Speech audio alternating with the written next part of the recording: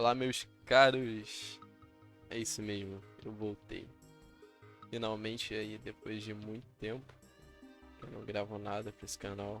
Tô retomando ele aqui.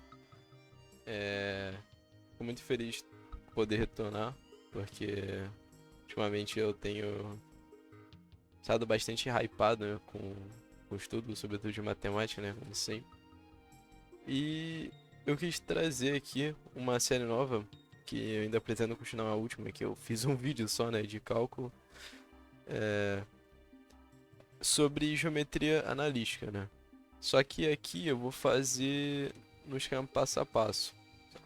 Então, claro que eu não vou começar mesmo do básico que seria os axiomas da geometria plana. Isso seria meio que um pré-requisito, né? Você saber pelo menos o básico de geometria plana aí.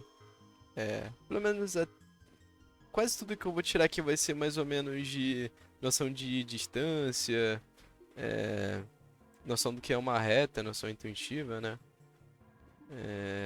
Que talvez eu vou demonstrar, mas o principal para fazer a matemática aqui seria fazer álgebra, né? Que seria semelhança de triângulos, isso é muito importante. Então, esse seria o pré-requisito essencial. Certo? Então, eu vou começar aqui falando mais ou menos o que seria geometria analítica. Então, a geometria analítica ela surge com o objetivo de resolver problemas de geometria plana, né? Principalmente, não precisa necessariamente plano, mas euclidiana, utilizando a álgebra que na época do surgimento da geometria analítica estava muito. Surgimento não, mas no desenvolvimento com o DK estava em alta, assim, né? O desenvolvimento, principalmente a formalização da álgebra, né? Com a notação moderna. Então, é uma outra forma de você estudar geometria. Então, é extremamente interessante porque você meio que transfere um problema é, da geometria clássica para um problema de álgebra. Então você consegue fazer essa ligação que antes era ao contrário, né? Antes, na época, por exemplo, quando a gente começou a desenvolver equação cúbica, né? O método resolutivo da equação cúbica, que a partir desse momento também começou a se pensar nos números complexos, né? Pelo menos teorizar, não formalizar, porque isso foi bem depois, mas teorizar que poderia existir números adotando o que é a raiz quadrada de menos um, ou seja, uma unidade imaginária i, né? Nessa época o que acontecia? Os problemas de álgebra, para serem tipo, totalmente provados, eles se transformam em problemas de geometria. Porque geometria, a gente tem que lembrar que nessa época a gente não está falando de abstração, a gente está falando de matemática como algo da vida real. Então, quando você pegava um problema de equação, de número, e conseguia transformar ele para um problema de geometria, você meio que conseguia visualizar isso e fazer uma prova intuitiva, né? Então você não tinha formalização como a gente tem hoje, isso foi muito, muito moderno. Então, com a geometria analítica acontece o processo contrário. Você pega um problema original de geometria e transforma ele num problema de álgebra, certo? Então, o que você acaba fazendo? Você acaba fazendo. Você pega todos os axiomas base da geometria, né? Euclidiana, mais os axiomas de álgebra, certo? Os clássicos de números reais, né? Não precisa nem ser necessariamente ser dos números reais, mas vamos pensar aqui nesse curso que seja de números reais. Pegar os axiomas dos dois, que para nós, né, e já temos um conhecimento há um bom tempo de matemática, a gente já sabe de cabeça quais são, só não consigo tipo, formalizar, né, de cabeça qual o nome e tal, mas a gente sabe qual é. Na hora que a gente for fazer, por exemplo, eu fazer A mais B igual a B mais A, isso é um axioma, certo, dos números reais. Então, para você ter uma ideia do que eu tô querendo dizer. E o ponto ali da algebraização da geometria seria exatamente esse que eu já tinha falado, né? Que você, em vez de trabalhar com a geometria nela pura, ou seja, você pega os axiomas e desenvolve tudo por sistema dedutivo, você pega, aplica um sistema coordenado, que eu vou dizer como funciona mais tarde, né? Sobre um tal plano, né, que a gente vai falar de duas dimensões primeiramente. Então vai conseguir ter a possibilidade de mexer no, na estrutura geométrica utilizando coordenadas e como coordenada, né? Possivelmente você deve saber, está relacionado com dois números reais, você intrinsecamente trabalha com álgebra, né? Então, o que você está fazendo aqui, essencialmente, é pegar a geometria e transformar em álgebra e você trabalhar unicamente com equação e com operações algébricas. Unicamente isso. E isso é totalmente elegante, porque é algo totalmente novo que aconteceu na matemática, né? Você pode até ver no sistema de coordenadas cartesianas ou retangulares, né? Tem o nome cartesiano exatamente de René Descartes, né? Então, seria mais ou menos a ideia do que você tem que ter do que é geometria analítica, certo?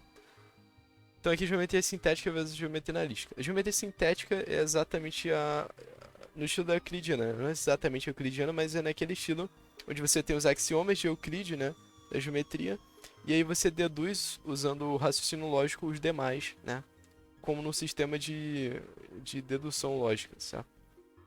Na geometria analítica você também tem os axiomas, só que diferentemente disso, você ainda adiciona os axiomas da álgebra. Então os axiomas da álgebra mais da geometria te auxilia a desenvolver, às vezes de forma melhor do que seria simplesmente é, pelos axiomas de geometria, né, de Euclides.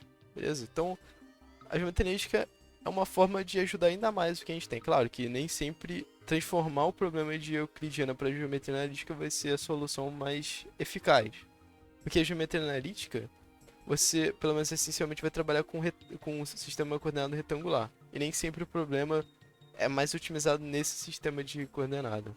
Então por isso que eu mais tarde também eu falo sobre o sistema de coordenada, certo?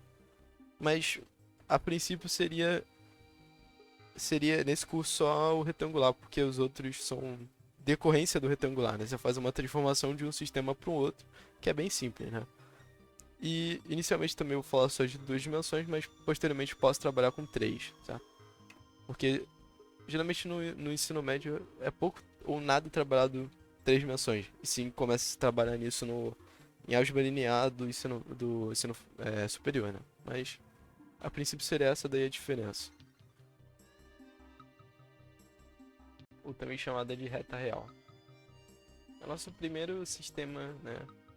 Que a gente vai falar sobre coordenada, sobre posição, certo? Então, como vai funcionar? Vai ser o seguinte, a gente vai ter uma reta, né? Uma reta qualquer. Vou fazer aqui o esboço de como ela seria. A gente tem uma reta qualquer, certo? Então, como a gente lembra da geometria euclidiana, né? Nesse caso seria a geometria plana. A gente não tem uma orientação, beleza? Então, tanto faz para qual sentido a gente tem, né? Nós não temos uma orientação definida. Entretanto, aqui a gente vai criar uma orientação. Ou seja, a gente vai criar um sentido de valoração positiva e um sentido de valoração negativa. Só que se você for perceber, a gente tem que ter um começo. Ou seja, a partir daqui, no sentido da direita é positivo e a partir daqui o sentido para a esquerda é negativo. E aí para isso que a gente tem a origem, que é um ponto qualquer, certo? Entenda como qualquer, já que a reta tem infinitos pontos. Então, qualquer lugar da reta, eu venho aqui e coloco uma origem chamada de O, certo? E a partir daqui, o que a gente tem para a direita, eu vou conjecturar não, né? Eu vou considerar como positivo e o que está à esquerda como negativo, certo? Então, a gente agora tem uma reta e uma orientação a ela. Então, a gente sabe que para a direita a gente vai ter uma valoração positiva e para a esquerda uma valoração negativa. Agora a gente tem que saber o módulo, ou seja, o valor absoluto da nossa divisão. Então, a gente vai ter aqui várias divisões de mesmo comprimento, tá? Depende de qual comprimento físico, né? Aqui seria quantos pixels tem daqui para cá. Então, tanto faz. Mas essa divisão aqui tem o mesmo comprimento, certo? Isso daí é novamente uma noção extremamente importante de geometria plana. Então esse comprimento aqui eu vou chamar aqui de C1, de C2, C3, C4. Na reta numérica, esses comprimentos têm que ser iguais. Por quê? A gente vai fazer uma divisão. É claro que aqui vai ser uma partição infinita, né? De infinitos segmentos reta, certo? De mesmo comprimento. Então uma partição desse jeito, tal que a gente vai poder dizer o seguinte, ó. Daqui pra cá a gente vai ter uma unidade de divisão, que nesse caso vai ser nosso comprimento, né? Que não vai ser exatamente o comprimento real, então vai ser exatamente igual ao seu. Então, por exemplo, aqui a gente teria, sei lá, 100 pixels e aqui a gente tem uma unidade U, genérica. Então aqui a gente tem U, certo? Para percorrer aqui, como a gente tem uma mesma divisão, vai ser 2U. Aqui 3U, 4U. E por que é mais, e aqui é mais 3, porque a nossa orientação é positiva para a direita. Então aqui a gente vai ter a mesma coisa. Só que negativamente. Então menos U, menos 2U,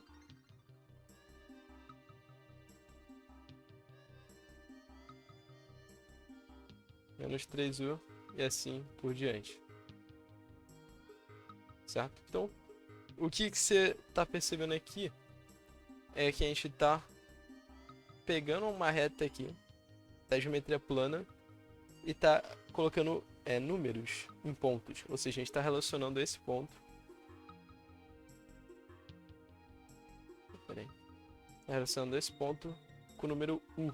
Menos U, perdão. Esse ponto com o número menos 2U. Esse ponto com U. Esse ponto com 2U. Então, ou seja, a gente pode representar isso como uma função, certo? Ou seja, uma função f que vai pegar um ponto, tá? Que aqui eu vou chamar de P1, e de P2, de P3 e de P4, dois pontos da reta, e vai retornar um número, já que U é uma unidade que a gente vai, nesse curso, considerar como real. Então, é uma função que pega um ponto e dá pra gente um número real. Então, f de P1 é U, f de P2 é 2U, f de P3 é 3U e f de P4 é igual a 4U. Beleza? Então, vamos lá.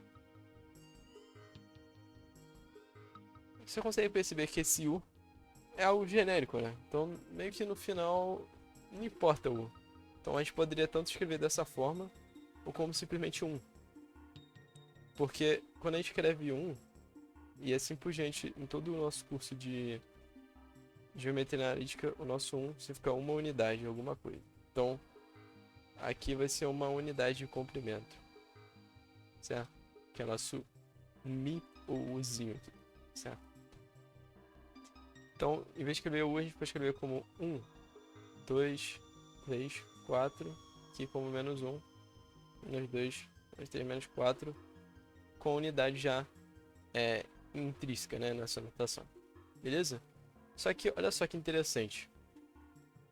Se eu fizer o processo contrário, ou seja, se eu fizer a inversa do 1, vai retornar o P1, certo? Porque a inversa, né? Se a gente tem uma função tal que x, y pertence a f, y, x pertence à sua inversa, né? E essa inversa vai existir, né? Porque, caso você lembre, né, da teoria de função, para ter inversa ela tem que ser injetiva e subjetiva. Injetiva ela vai ser, porque olha só, f do p de 1, p de 1 não, vou colocar um p genérico aqui, p de x vai ser igual a um f de p de y, né? Se e somente se esse ponto for congruente não, vai ser exatamente o mesmo ponto, né? Na essência seria exatamente o mesmo ponto, só que com uma outra simbologia, né? E por que isso acontece? Vamos pensar aqui.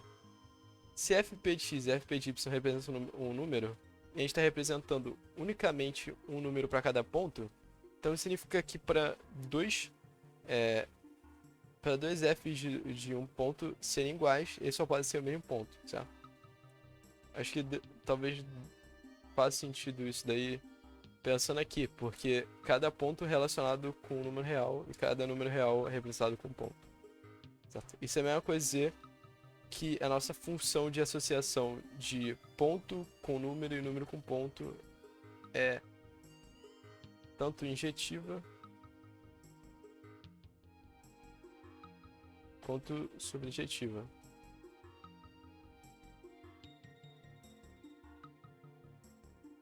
Ou seja, a gente tem uma função de associação bijetiva. E por que uma associação aqui objetiva é tão importante? Porque todo ponto da reta real vai ter um número real associado. E todo número real tem um ponto associado. Então, não importa pra gente se a gente está trabalhando apenas com ponto, ou se a gente está falando de geometria plana, ou se a gente está falando de número real, ou a gente está trabalhando com geometria analítica. No final, tudo se resume à mesma coisa por causa disso daqui.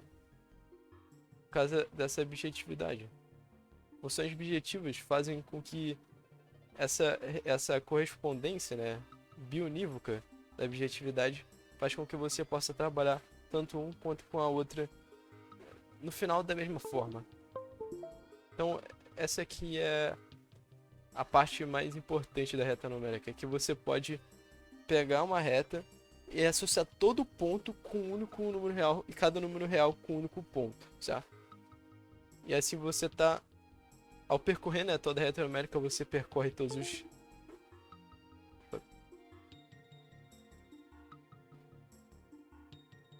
Vai poder percorrer todos os reais, né? E toda a sua reta aqui, que eu vou chamar de lambda. Então tudo depende se você está trabalhando diretamente na reta, ou seja, nos pontos, ou se você está trabalhando nos números. Então, novamente mostrando como funciona a geometria analítica. Você simplesmente transforma um problema puramente geométrico em um problema de álgebra, né, na sua essência, né? Extremamente elegante isso.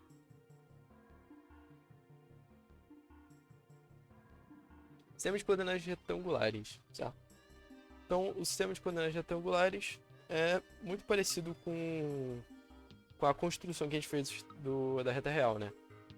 Porque o sistema de coordenadas retangulares vai ser duas retas reais que são ortogonais, né? Formam 90 graus entre si. Então, seria algo assim.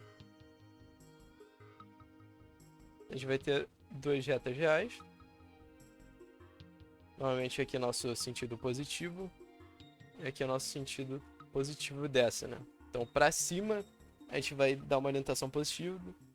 E para a direita, uma orientação positiva. E essa intersecção entre elas, né? Por ser ortogonais, você vai ter uma intersecção. Então, a gente vai chamar novamente da origem aqui, né? E a partir daqui que a gente faz as subdivisões. Então, novamente, a gente vai ter...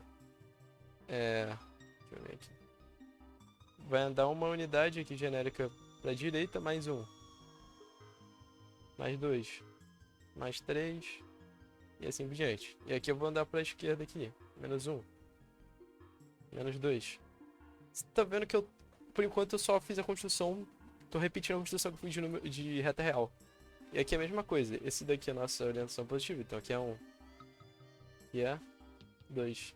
Aqui é 3. E assim por diante. Aqui então vai ser menos 1.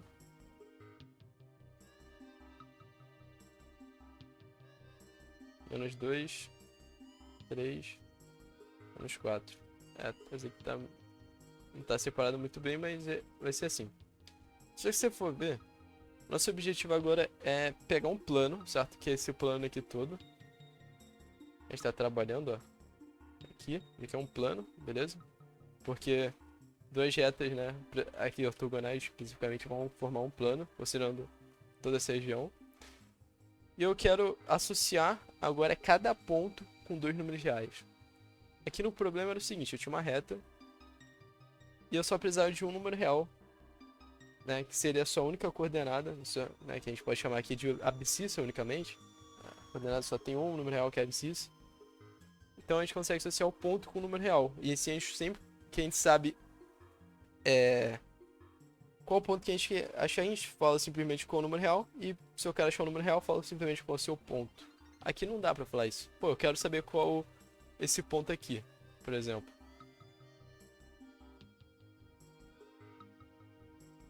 Não consigo só falar, tipo, ah, esse aqui é o ponto que tá relacionado com o número 3. Não existe isso. Não tem como. Não tem nenhuma relação. Entretanto, eu consigo relacionar ele utilizando dois números reais. Da seguinte forma, se liga. Eu vou primeiramente pegar a reta horizontal, né? A reta é horizontal. E eu vou fazer novamente uma outra reta real. Não vou falar ficar reta real toda hora, mas outra reta ortogonal, só que a partir de 2. Então o 2 começaria a ser nossa origem, né? Então eu venho aqui e fiz ela, certo? E agora, a partir do 2 da outra reta real, eu vou vir aqui e fazer uma outra ortogonal com origem na 2. Aí você consegue fazer aqui. E aí você consegue perceber que a nova origem, certo? A nova origem desse sistema de coordenadas, né, que eu criei aqui, funcionando assim. Essas duas retas criadas também vão ser ortogonais, né? Tem origem nesse ponto. Ou seja, eu consigo associar esse ponto aqui com dois números reais. Ou seja, a gente vai fazer o seguinte. Pegar uma função, né? Essa função aqui não é a mesma, tá? Que não é a mesma função. Pega esse ponto P e vai associar ele o quê? Com dois números. E como a gente faz associar com dois números que dependem da ordem, pares ordenados, né? A noção mais importante para ordenado é o seguinte, galera. AB é igual a CD, se somente C. A é igual a C, B é igual a D, certo? Essa é a noção que você tem que ter. Então, essa associação de ponto com dois números reais vai ser a nossa relação que vai definir todo o sistema de coordenadas retangular. Beleza? Então, simplesmente isso. O sistema de coordenadas retangular são duas retas reais que possibilitam você, então, relacionar todo ponto desse plano aqui gerado com dois números reais, ou seja, com um par ordenado. Beleza? E assim a gente vai chamar essa coordenada aqui da esquerda, né? Porque, novamente, é um par ordenado, depende da ordem. Então, eu posso nomear isso aqui de abscissa e isso aqui de ordenada, certo? Caso você também queira nomear, a gente pode nomear também aqui. Aqui, como o único... como a única coordenada da reta real é um número real, né? A gente pode chamar isso aqui já de abscissa. Certo? E aliás, a gente também pode chamar esse eixo, né? Que a gente aqui vai pensar como eixo, porque aqui a gente tem, né, no caso, tem duas retas ortogonais, a gente pensar como eixo. E a gente chama esse eixo aqui, que seria a reta real horizontal, como x, e isso daqui como y, certo?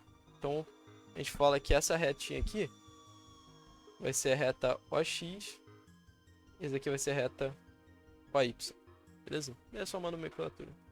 E aqui, quando a gente tem só uma reta real, reta numérica, a gente pode só pensar em OX, né? Que seria o equivalente ao nosso lambda aqui, né? Só a reta toda. Beleza? Então, essencialmente é isso. A reta real é uma forma de parametrizar, ou seja, você pega um ponto e achar o número real associado, e você pega o número real associado e acha o ponto associado de uma única reta de orientação, certo? E o sistema de coordenadas é você parametrizar um plano. Você pega um plano, aí eu quero saber esse ponto, só preciso de dois números reais. E eu tenho dois números reais, eu sei o seu ponto no plano, certo? Então, essencialmente é isso. A gente poderia até pensar em como provar agora que essa função aqui é objetiva, né? Porque aqui a gente provou... Aqui é mais direto, né? Aqui nem tanto. Porque a gente não tem um único número real, aqui a gente tem um par ordenado. Então vamos pensar na injetividade, né? Ou seja, f e p de 1 igual a F, P de 2, se somente C, P1 for, né, essencialmente P2, né? Ou seja, representa o mesmo ponto, porém com simbologia diferente. Como que eu posso mostrar isso? Vamos lá.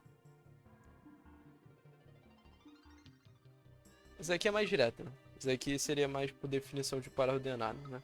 Se eu defino desse jeito aqui, o f de um P de P genérico, né? Um PK aqui, é um par ordenado XY, tá? Se assim eu defino, eu teria que falar o quê? Que x1, y1 é igual a x2, y2 para os pontos serem iguais. Só que o que aconteceria nesse caso? Por definição de par ordenado, x1 é igual a x2, y1 é igual a y2. Beleza? Então aí é imediato que P1 e P2 são o mesmo ponto. Beleza? Imediato. Então a injetividade é imediata nesse caso, pela definição mesmo que eu fiz. Agora, a subjetividade não. Eu tenho que mostrar que todo ponto do plano pode ser representado por pares ordenados. Todo ponto no plano. É essencialmente isso que eu tenho que mostrar. Beleza? Então, como que eu faria isso? É o seguinte, eu vou fazer exatamente o processo contrário. Ou seja, eu vou pegar um ponto. Aqui, lembra que eu achasse P, eu fiz uma sempre retas ortogonais aos eixos? Agora eu vou fazer o processo contrário. Eu vou forçar um ponto genérico ter coisas ortogonais entre si. Então aqui eu vou pegar um ponto qualquer aqui, nosso PK, certo? Então o que eu vou fazer?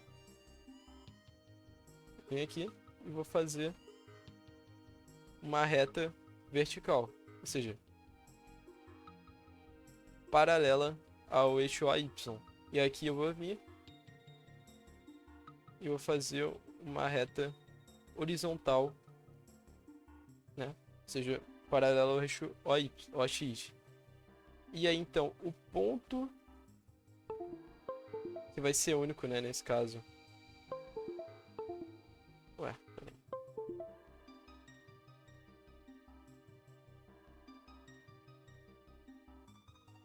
Aí então esse ponto que vai ser único, que vai intersectar aqui, né, os eixos, vão ser suas coordenadas. E assim a gente mostra que todo ponto, né, do plano pode ser associado com dois números reais. Então assim a gente mostra a subjetividade.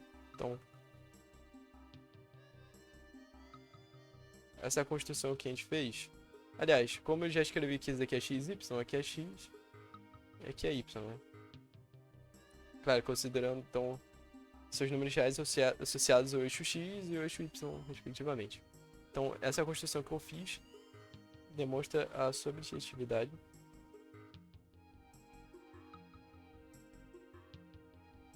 E essa construção aqui mostra a injetividade.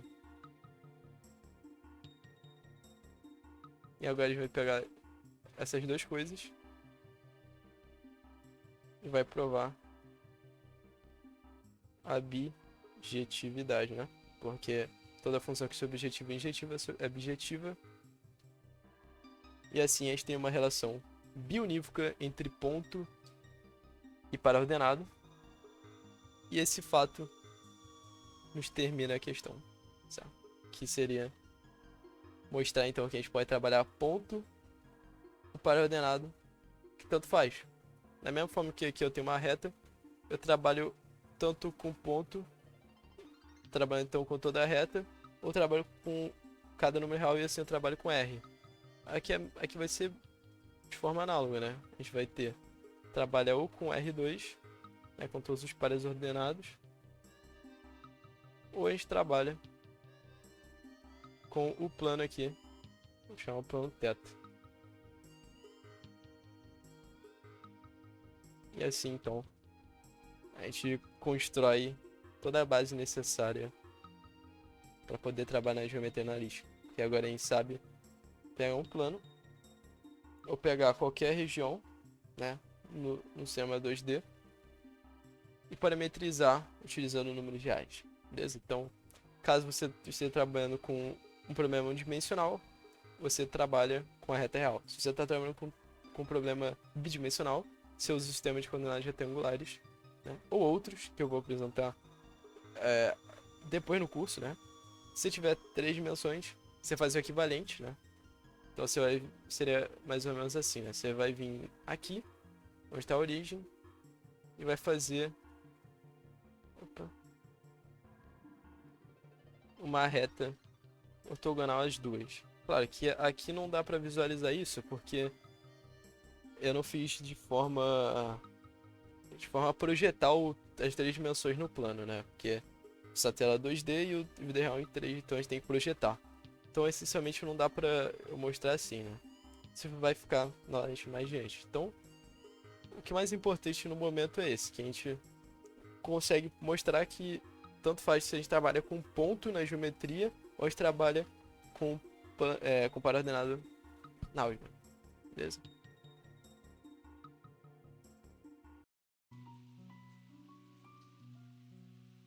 Então, galera, mais um ponto que eu gostaria de salientar antes de progredir é o seguinte. A prova da injetividade da subjetividade anterior, né, desse slide aqui, não está totalmente correta. Principalmente por causa desse ponto aqui, ó.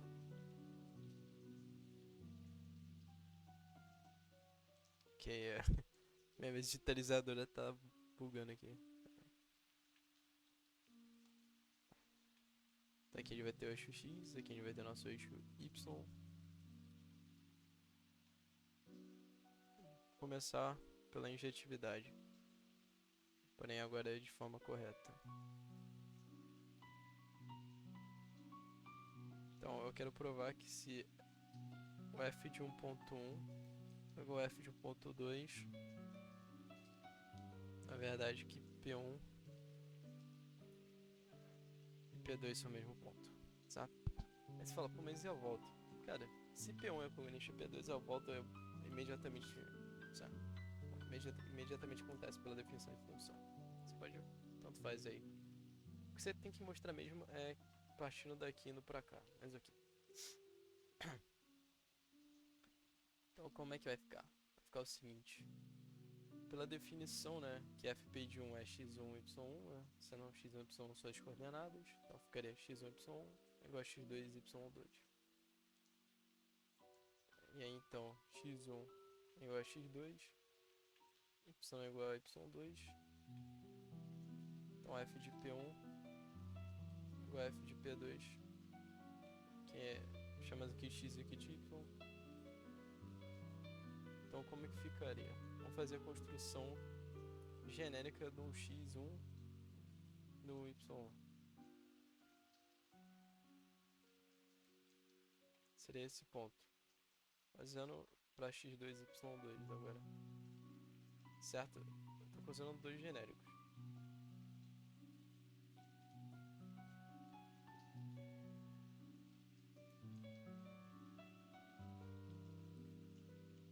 Então esse aqui é o P1, esse aqui é o P2. Certo? Então, quando eu igualar, eu quero que a f de p de 1 seja igual a f de p de 2, eu tenho que ter obrigatoriamente que x1 é igual a x2. Ou seja, eu vou ter que pegar o x2, deslocar ele pra cá, pegar o y2, deslocar ele pra cá, e por consequência, pegar o ponto e deslocar ele exatamente para P1. Então, essa construção aqui, que geometricamente é visual e imediata, nos garante que se isso daqui for verdade, P de 1 com certeza é congruente com P de 2, ou seja, representa o mesmo ponto. E agora, a subjetividade. Ou seja, que tem que mostrar que todo par ordenado, né, no R2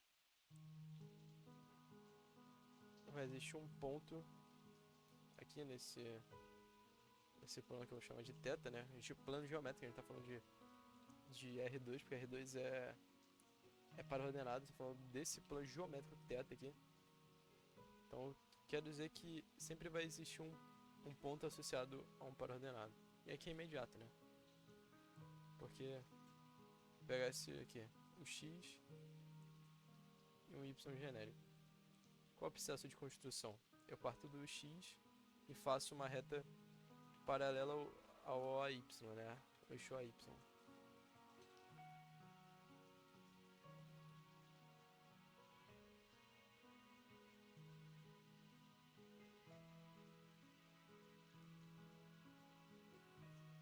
E eu pego o y, ou seja, ordenado, e faço um eixo paralelo ao AX.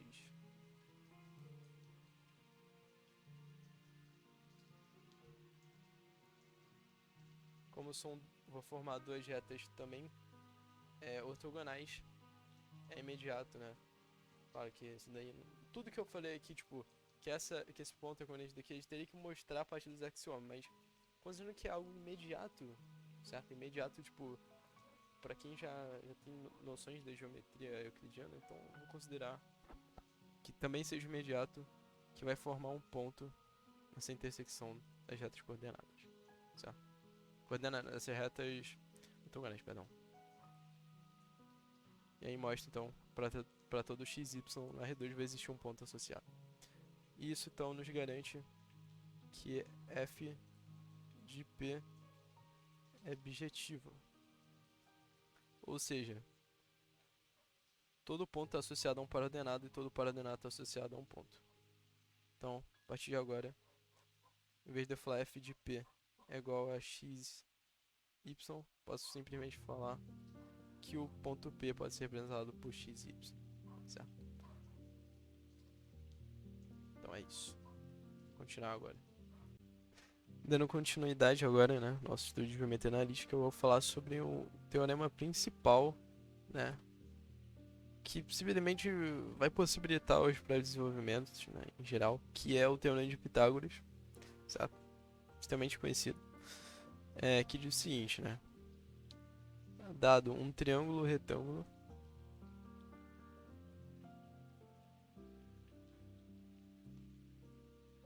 né, que vai ser o nosso Azão, Bzão, Czão. Então a gente tem aqui um triângulo retângulo Azão, Bzão, Czão.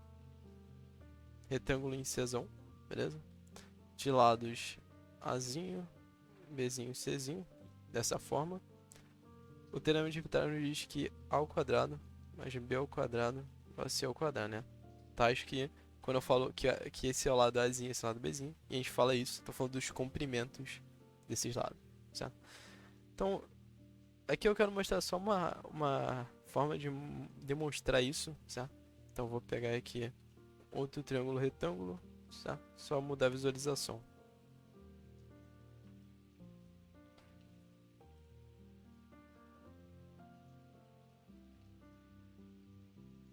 Então, novamente, vou ter aqui um ângulo reto aqui. Czão, Azão e Bzão. Beleza? Então, o que eu vou fazer? Vou traçar a altura referente ao vértice C.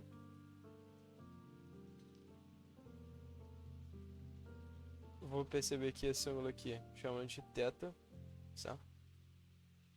E esse daqui chamando de beta, beleza? Vai ter que estar o beta aqui, certo? Por quê?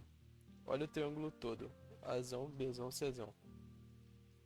Θ mais beta, mais 90. Θ mais beta, mais 90. Θ mais beta, mais 90. Ou seja, olhando pela soma dos ângulos internos, a gente mostra então que a gente tem esse triângulo aqui, ou seja, o triângulo A, Hzão, Czão, semelhante ao triângulo Azão, Bzão, Czão, e o triângulo Bzão, Hzão e Czão também semelhante ao triângulo Azão, Bzão e Czão, certo?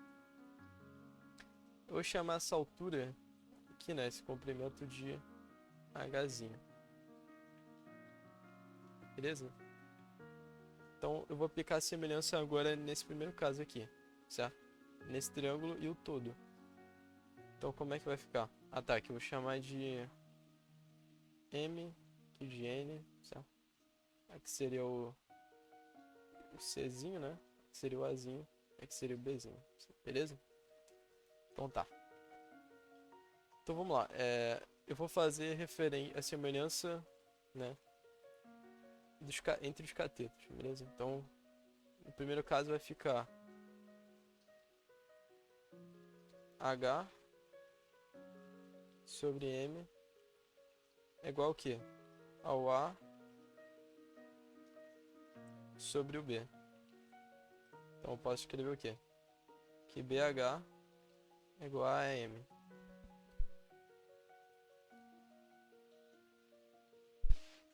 Agora no segundo triângulo vai ficar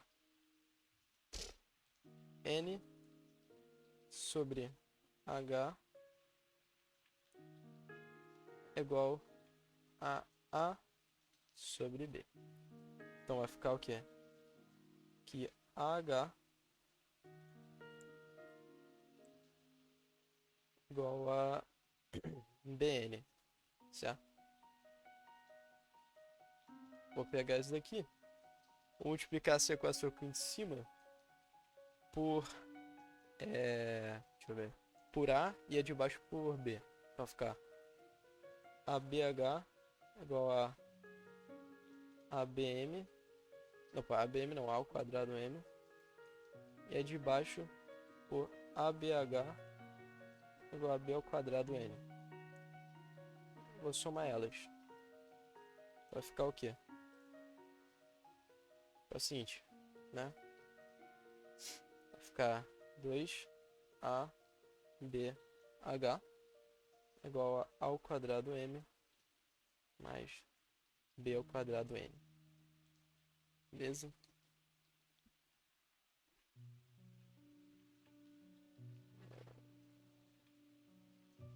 Ah não, perdão, peraí. Quer dizer, dessa forma também sai, utilizando essa forma. Só que eu vou fazer diferente. Eu vou multiplicar aqui por B e aqui por A embaixo, tá? Só mudar a ordem de multiplicação. Também sai, mas se vou ver o motivo. Aqui embaixo eu vou então multiplicar por A. Agora sim eu somo.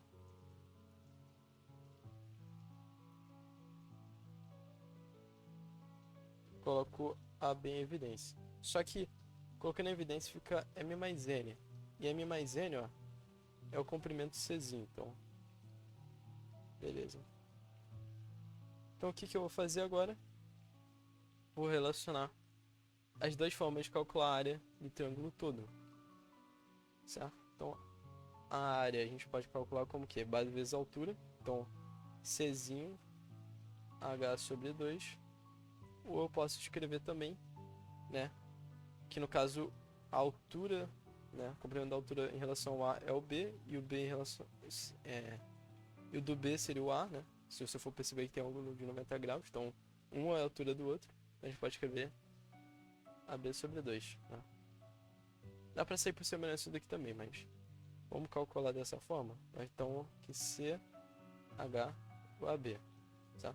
Como eu quero uma relação entre os lados, tanto faz o H, né? Então vou tirar o H logo isolando ele aqui. AB sobre C. Finalmente, então, eu tenho... Opa! Aqui eu vou ter... Repetindo. Substituindo o H vai ficar AB sobre C vezes A ao quadrado mais B ao quadrado igual a ABC. E aqui então eu vou simplificar. Então vai ficar A ao quadrado mais B ao quadrado igual a C ao quadrado, que é o que a gente quer mostrar, que é o teorema de Pitágoras. Beleza? Então é tranquilinho de mostrar, tá? Por semelhança sai. Tenho bilhões de formas de fazer também, mas por semelhança eu acho que é mais intuitivo, né? De sair as coisas. E agora que vai vir a consequência, ou seja, o teorema equivalente do Pitágoras para analítica, que seria que é a gente fazer aqui o nosso plano cartesiano.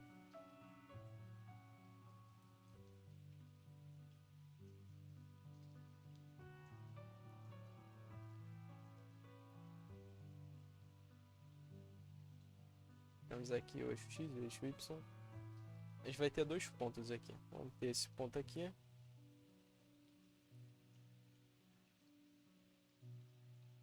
E esse outro ponto aqui.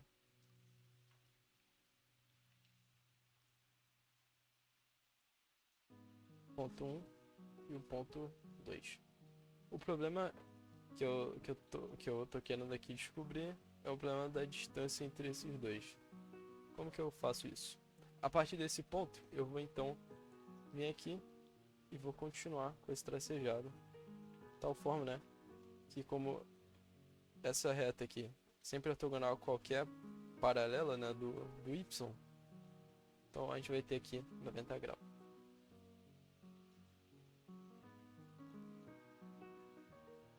Se a gente tem 90 graus, a gente tem um triângulo retângulo aqui e a gente pode aplicar o que a gente acabou de mostrar.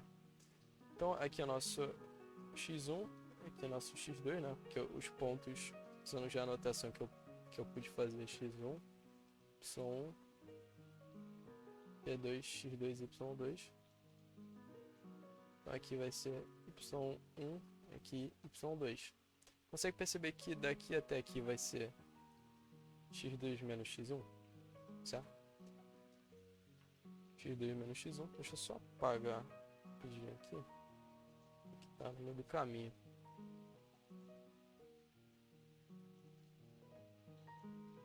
E daqui até aqui é y2, y. Certo? Isso daqui é bem imediato, né? Porque isso daqui vai estar aqui pelo fato de serem, né? Isso daqui ser paralelo a isso daqui. E eles têm o mesmo limitador horizontal.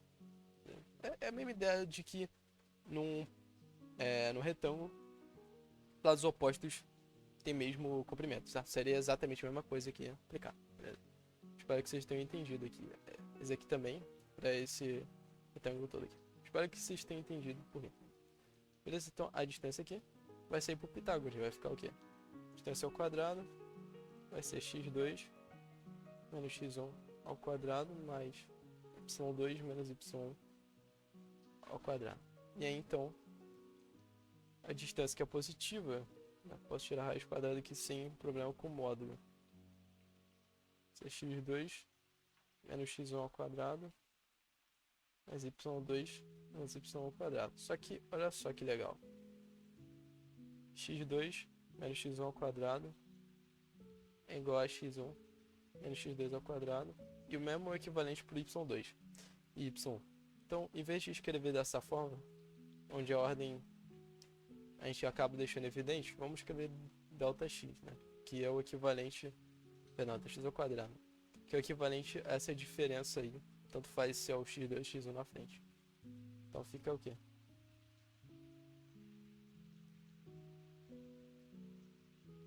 Que a distância então vai ser a diferença linear das ordenadas ao quadrado, a diferença linear das abscissas ao quadrado. Beleza? Então essa daqui que é o teorema equivalente ao Pitágoras na geometria analítica. Esse daqui é essencial, essencial, essencial, muito essencial.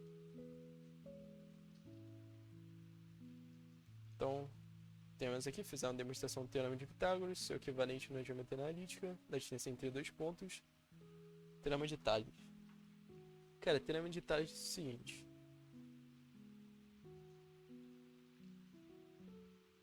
Dado três retas paralelas,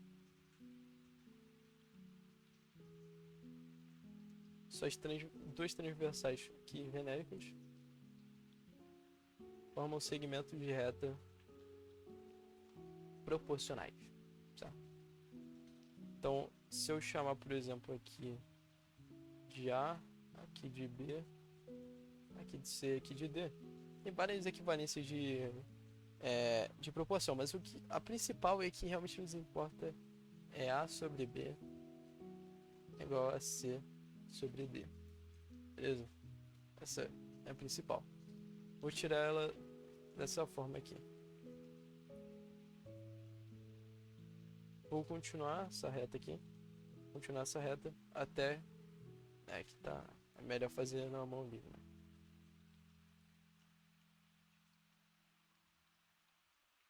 Até onde ela se intersecta. Porque eu vou forçar que seja um triângulo aqui, né?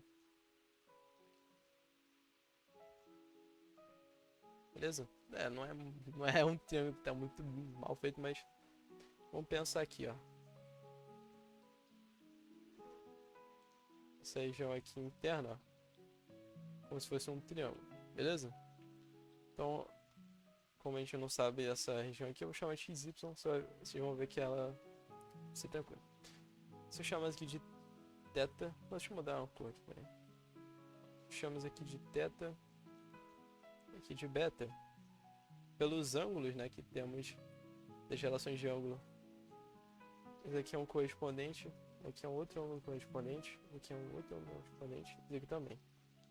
Então você consegue perceber que esse triângulozinho aqui é semelhante ao maiorzão, só perceber pelos ângulos, pelo caso dos ângulos, né?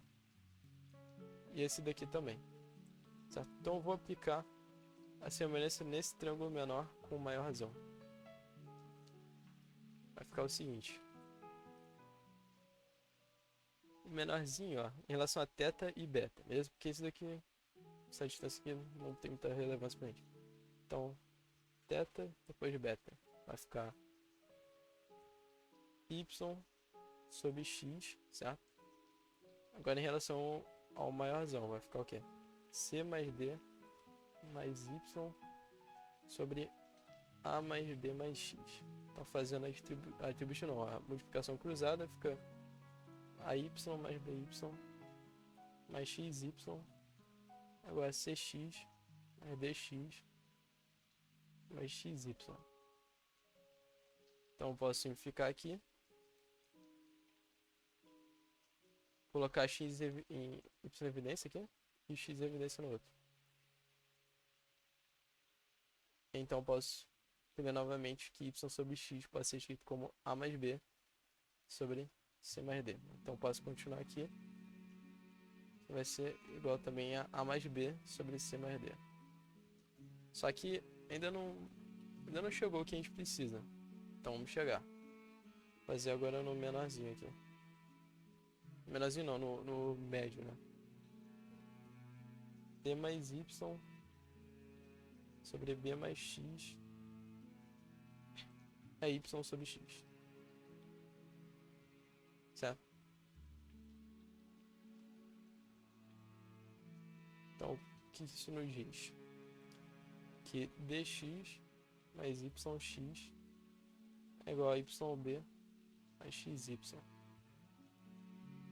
Aqui vai cortar novamente, escrevendo novamente y sobre x é alguma coisa, y sobre x é d sobre b. Então essa daqui vamos ter novamente d sobre b.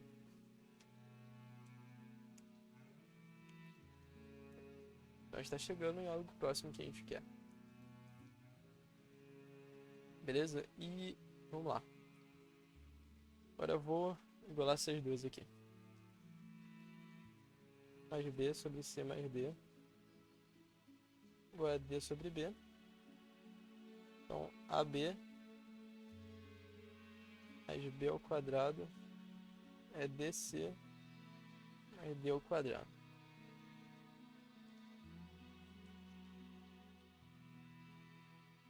Deixa eu ver aqui.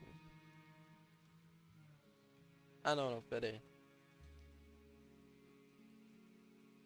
Não é isso não, na verdade, depois a gente vem a fazer isso, mas agora não. Agora eu vou fazer semelhança do intermediário com o maiorzão. Então, b mais x sobre b mais y vai ser a mais b mais x, c mais d mais y. Deixa eu ver se é assim mesmo. Deixa eu ver meu esboço.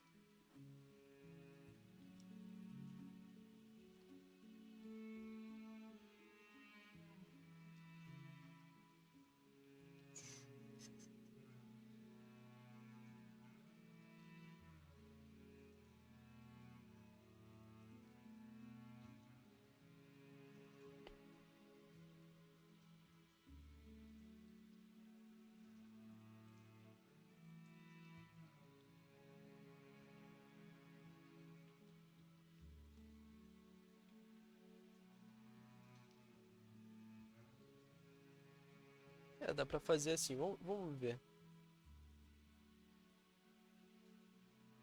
BC mais BD mais XY, isso é igual a AD. Opa, não, não é assim não. Eu acho que assim vai ficar mais trabalhoso. É, assim vai ficar bem mais trabalhoso. Deixa eu ver qual é a relação que eu tirei aqui. Rapidinho.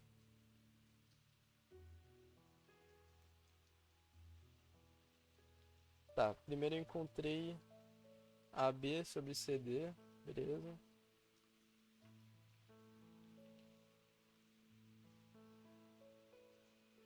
Ah, entendi. Eu entendi o erro aqui, tá aqui. Tá aqui, ó. Tá invertido. Aqui na verdade tinha que ser C mais D sobre A mais B. É isso aí. É isso mesmo, tá certo. E aí então. Tá vendo aqui? Inverti aqui é menos 1. O erro tá aí. Agora sim eu posso relacionar esses dois aí, vocês vão ver como funciona. Tá até bugando, porque não tava dando certo, mas é isso.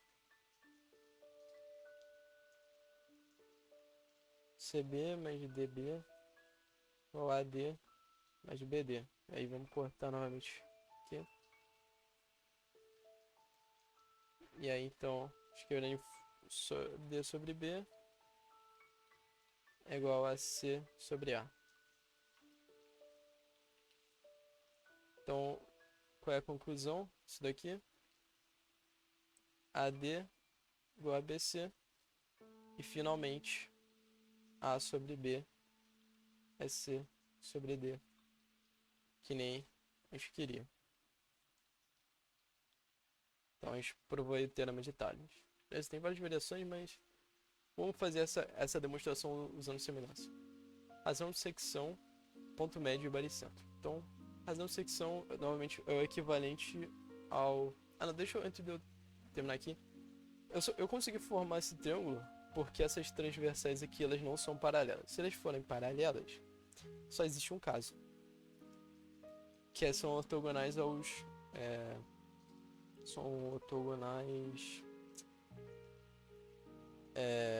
em relação às essas paradas brancas, né? Então se eles for assim.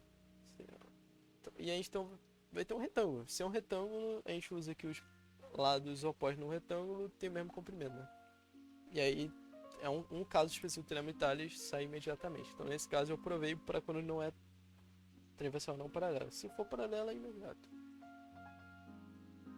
A ação de secção então vai ser uma aplicação do teorema de Thales na geometria analítica.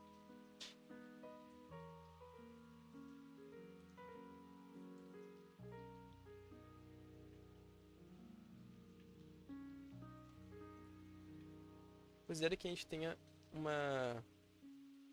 tem a seguinte coisa aqui.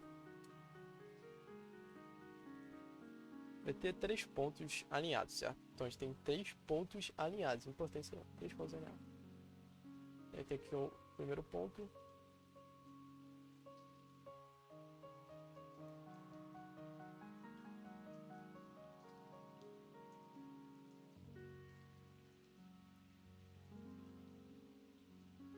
Então a gente vai ter um ponto intermediário aqui.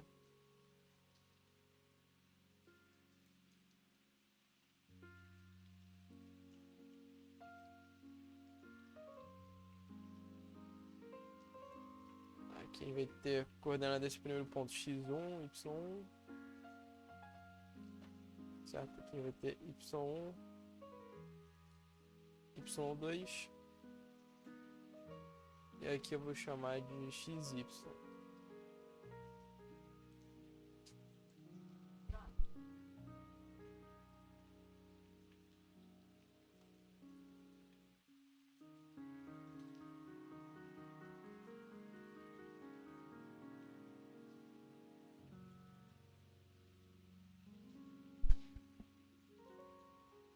Eles estão aqui, esse ponto vai ter y, xy aqui de coordenada.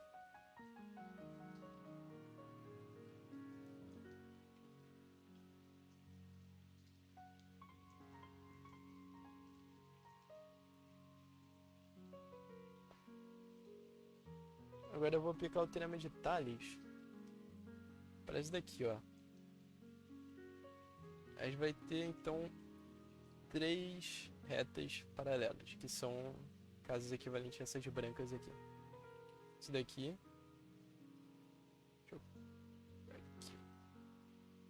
Elas não são retas, né? Mas se a gente continuar, são retas.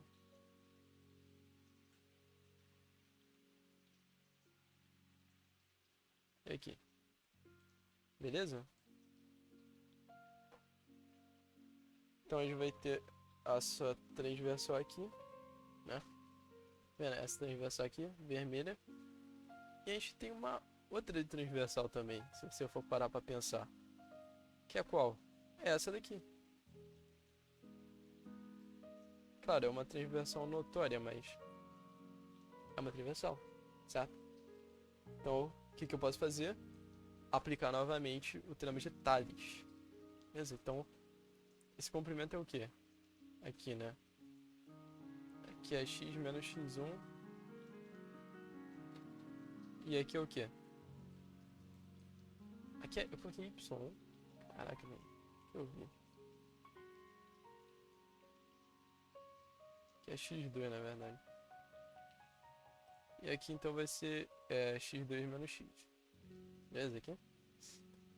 Então tá, agora eu posso aplicar Tales, né? Porque o que eu quero saber com a razão de secção é o seguinte. Eu sei... Deixa eu pegar esse ponto aqui, peraí. Esse é o ponto 1. Ponto 1. Aqui é o ponto genérico P. E aqui é o ponto 2. Eu sei, tal que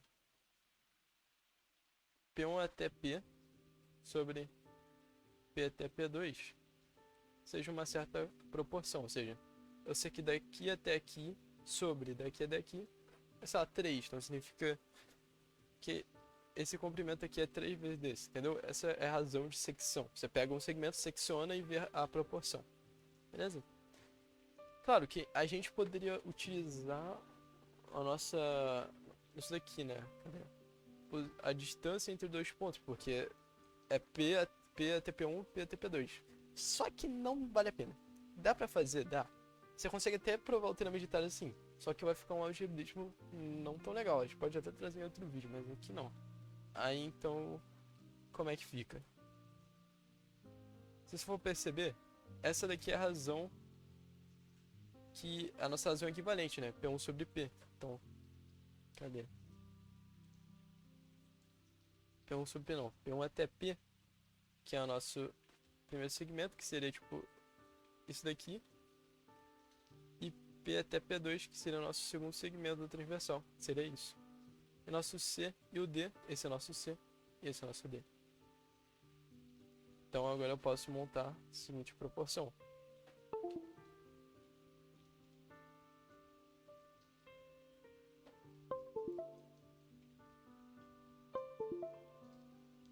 Então agora, em vez de eu escrever assim, eu vou escrever logo K. K então pode ser escrito como o quê? Como x menos x1 sobre x2 menos x, certo? Só que tem uma coisa interessante, porque a gente pode escrever isso de outra forma também. Se liga. Que eu vou fazer aqui. X menos x1, x2 menos x. Então, essa proporção... Deixa eu ver como que eu posso fazer aqui. Posso escrever essa proporção dessa forma, ou posso escrever ainda assim, ó. Que assim não fica muito bonito de se ver, né? Então o que a gente faz? Vamos pegar a proporção, não, vamos pegar o P1, o P, em relação ao todo. A gente poderia novamente usar o Tales, ou a gente pode fazer de outra forma também, mas vamos usar Tales aqui. Ou seja, quanto P1, P vai ser em relação a P1 a P2, né? Seria mais ou menos equivalente a saber qual é a proporção dessa secção em relação ao todo. Vou chamar de U. Então, U vai ser novamente o Tales, né? P1, P, que é x menos x1.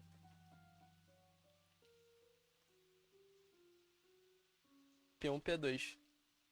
Vai ser o quê? Isso daqui tudo. Certo? Que novamente, que eu esqueci até de falar, é o equivalente, né? Então, tá vendo? Esse AB é C sobre D. Se eu faço A sobre A mais B, vai ser igual a C sobre D mais C. Beleza? Então, isso é uma equivalência do teorema de Tales que eu vou aplicar agora, que é exatamente isso. Daqui até aqui é x2 menos x1. Então a gente pode escrever sempre assim, né? Você vai pegar o ponto à esquerda, x menos o ponto à esquerda sobre dx. Beleza? Então, assim a gente pode achar a aplicação direta do teorema de Tales para geometria analítica. Só que se for ver, só envolve x. Eu consigo fazer isso envolvendo y? Sim. Se eu considerar essas retas aqui. Se eu considerar essas retas como as nossas paralelas, então uma outra genérica como nossa transversal, uma vertical, sendo tipo, tá vendo que nossa horizontal é outra transversal? A gente pega essa daqui como transversal do outro caso. Eu não vou fazer aqui porque é literalmente a mesma coisa, literalmente a mesma coisa.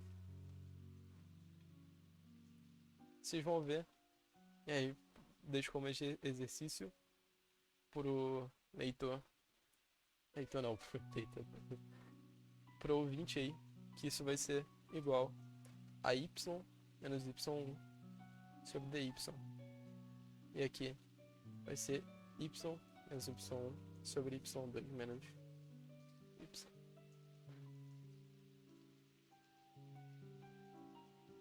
Daí vai ser o exercício de casa.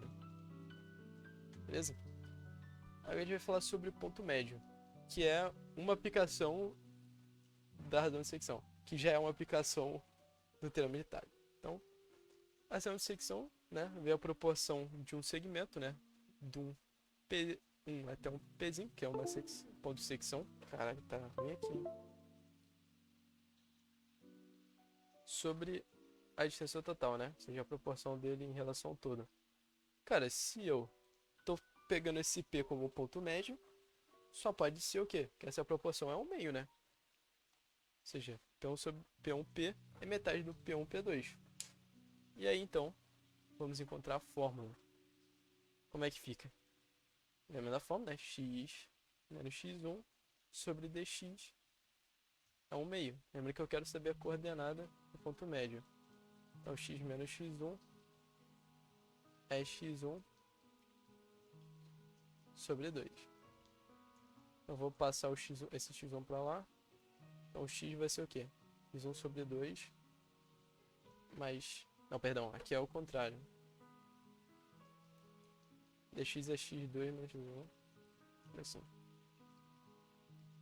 Então, x vai ficar x2 sobre 2 menos x1 sobre 2 mais x1. E aí, então, a gente pode escrever como x2 mais x1 sobre 2. E aí, então, a gente achou qual é a abscissa do ponto médio. E aí, então, fazendo o equivalente, né? Usando essa fórmula aqui. Y menos y1 sobre dy, que é o delta y, não falar. É o meio, então vai ficar y menos y1 igual a y2 sobre 2 menos y1 sobre 2. Então a gente tem que y vai ser y2 mais y1 sobre 2.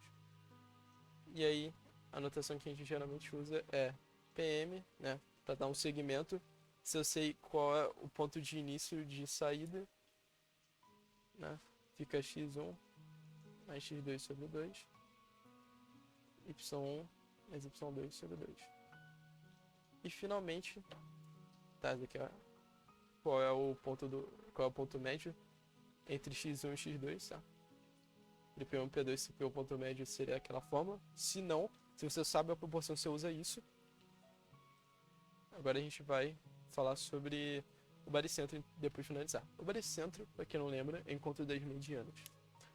Mas o mais importante aqui é o seguinte. É uma propriedade do baricentro que vai tornar Caraca, pera aí. Vai tornar possível a gente encontrar facilmente a coordenada do baricentro, usando a razão de secção.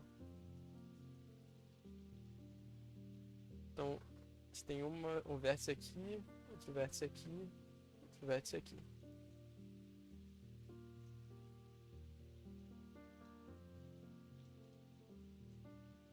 Então, vamos considerar o seguinte.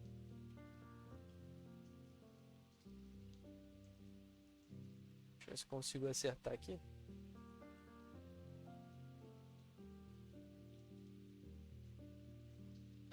Não ficou exatamente. Se o baricentro seria então isso daqui. Tá, o que aqui é o ponto médio. Então, isso aqui eu chamo de P1, P2, P3. Aqui é o ponto médio de 1 e 2.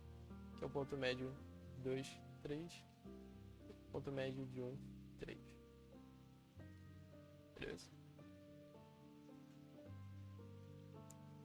A gente poderia, tem várias formas, acho que eu até mostrei isso no canal anteriormente, de encontrar elas usando a equação de reta, mas a gente não sabe a equação de reta, então vamos usar o que a gente sabe, razão de secção.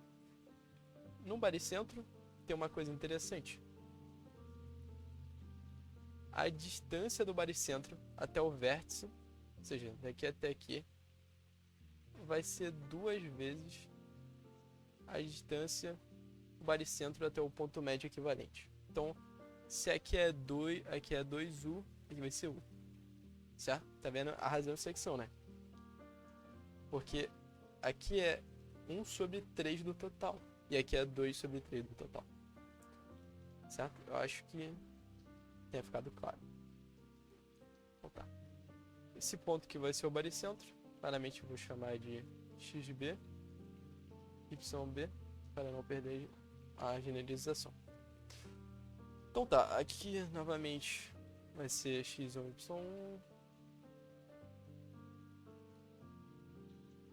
x2, y2, x3, y3. Beleza? Então, vamos lá. Vou usar P2 e PM de 1, 3. Então, vou usar unicamente esse segmento e sua secção, sua razão de secção. Beleza? Aqui, tá vendo? Então, vamos lá.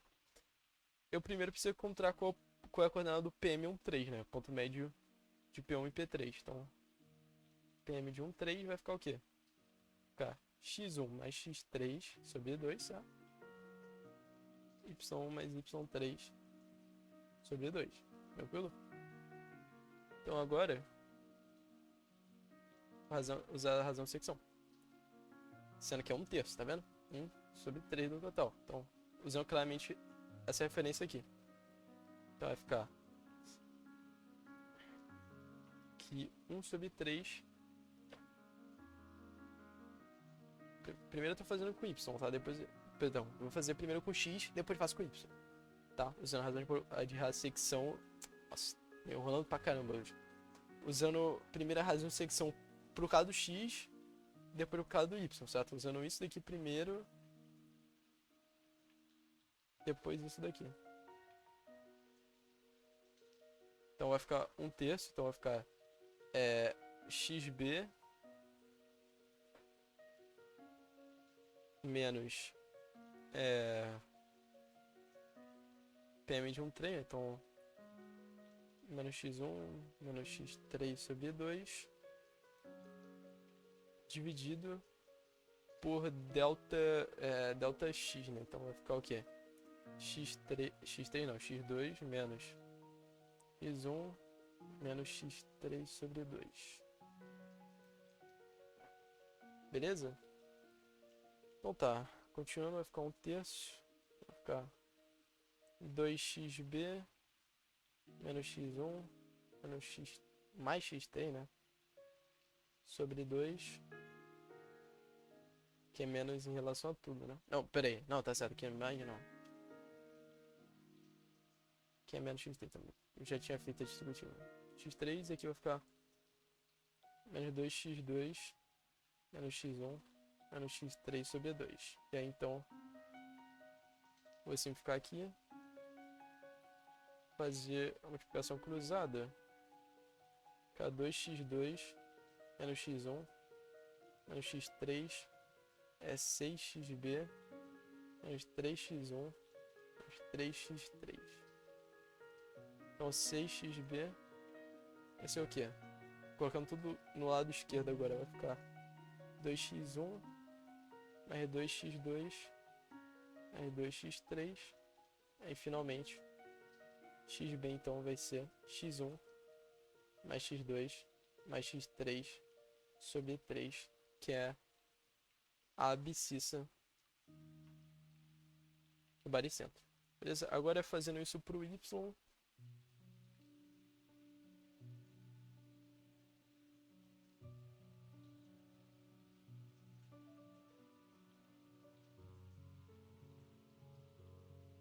vocês vão ver que dá exatamente o que? A mesmo cálculo, né? Só mudando YB por XB por YB, Y1 por X1 e tal. Então, pô, se é a mesma coisa, só muda com a simbologia, então o resultado final mesmo, certo? E faço as equivalências.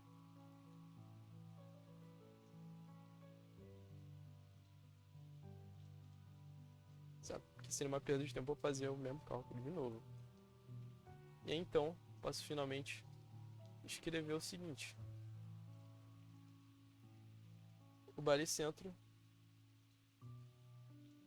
é dado por abscissa x1 mais x2 mais x3 sobre 3,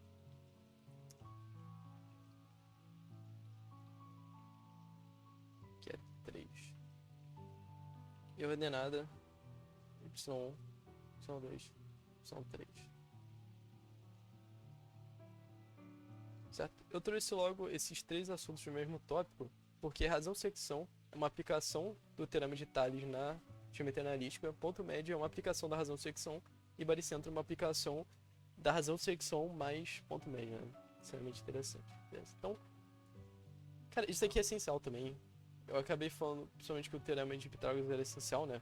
Principalmente distância entre dois pontos, mas o que é muito essencialmente, dá pra tirar muita coisa facilmente, é razão, secção e ponto médio. Né? Baricentro é uma aplicação, então, mas essencialmente esses dois aqui, esses dois dá pra tirar muita coisa, assim, específica, pra provar muita coisa geométrica rápido a partir dessa álgebra. Então, finalizando aqui, cara, espero que vocês tenham gostado desse primeiro vídeo, certo? Tem muita coisa a melhorar, sim. Mas espero que esteja bem consolidado esse conhecimento, né? Deixando novamente como exercício você fazer esse passo aqui, né? Mostrar que é para Y, ou seja, é importante você visualizar o procedimento de Thales, né? Aqui, porque novamente essas três aqui que são nossas paralelas, as transversais são nossas vermelhas. Se você considerar essas como paralelas, você encontra Thales novamente e você encontra essa segunda forma. Tenta visualizar isso você mesmo, utilizando essas conclusões aqui que eu fiz. Beleza? Então, é isso. Até o próximo vídeo.